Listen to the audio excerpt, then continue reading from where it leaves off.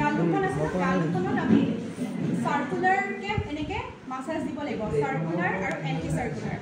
এতিয়া সাৰ্কুলাৰ হলে এটো মই লাহে লাহে কৰিছো কিন্তু অকমান ফোৰ্স দিব লাগিব দেই এনেকে কৰি আপুনি কিমান টাইমছ দিছে হেতু হিসাব কৰি যাব 1 2 বাচ্চাটো যিমান দেৰিলৈকে পাতি দিয়ে ডাঙৰ মানুহৰ ক্ষেত্ৰত যদি বাইকৰ ইচ্ছা মানুহ যদি কিবা প্ৰবলেম আছে মোৰ ইচ্ছা মানুহ তেতিয়া আপুনি ধৰক ডাঙৰ মানুহে পাতি দিব ন আপোনাৰ 20-30 বাৰ দি দিব পাৰে যিমান বাৰ যিমান দিয়ে সিমান ভাল ষ্ট্ৰোক পেশেন্টৰ ক্ষেত্ৰতো বহুত ভাল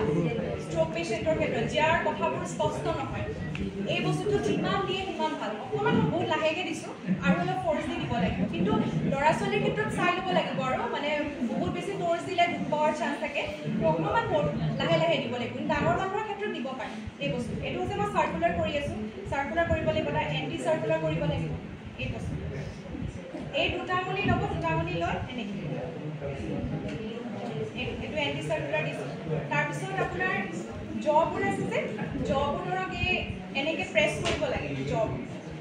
জবুৰ অলপ প্ৰেছ কৰিব লাগে অলপ খালি ভালদৰে মানে অকল প্ৰেছাৰ দিব লাগিব তেতিয়াহে এফেক্টিভ হ'ব মই ইমান ভালকে এতিয়া কৰা নাই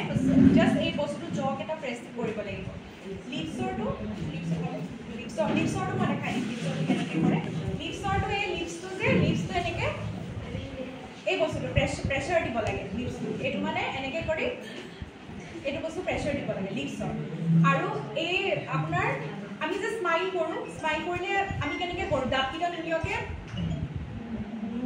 এইটো কৰিব লাগিব এইটো কয় আপোনাৰ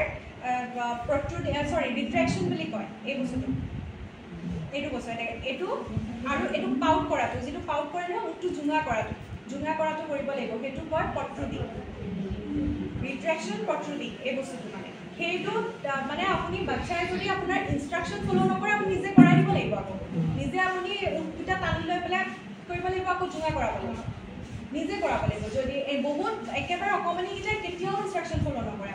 আপুনি চব নিজে কৰিব লাগিব আৰু নেক্সট থিং লাষ্ট আহিলে টাং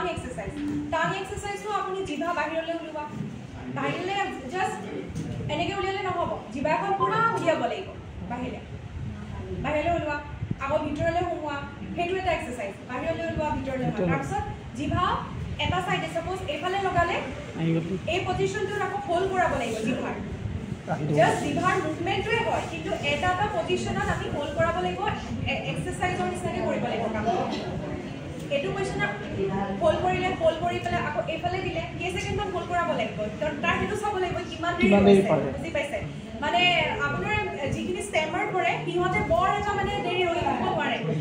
সেইটো কাৰণে সেই বস্তুটো হোল্ড কৰাব আৰু যিখিনি ষ্ট্ৰোক পেচেণ্ট হয় তেওঁলোকেও বৰ এটা জিভা লৰচৰ কৰিব নোৱাৰে তেতিয়া লৰচৰ কৰিব নোৱাৰিলে আমি কৰিব লাগে কি আমি মানে কিছুমান ষ্টিক ব্যৱহাৰ কৰি বা আমি হেণ্ড গ্লোভছ পিন্ধি তেওঁৰ জিভাটো লৰচৰ কৰাব লগা কাৰণ জিভাখনেই মেইন জিভাখন এতিয়া মই কথা কৈছোঁ আপুনি ক'লে জিভা পুৰা কোনফালে আমি মাইণ্ড কৰা নাই কিন্তু লৰচৰ হৈ আছে যদি জিভাখন লৰচৰ কৰিব নোৱাৰে কথা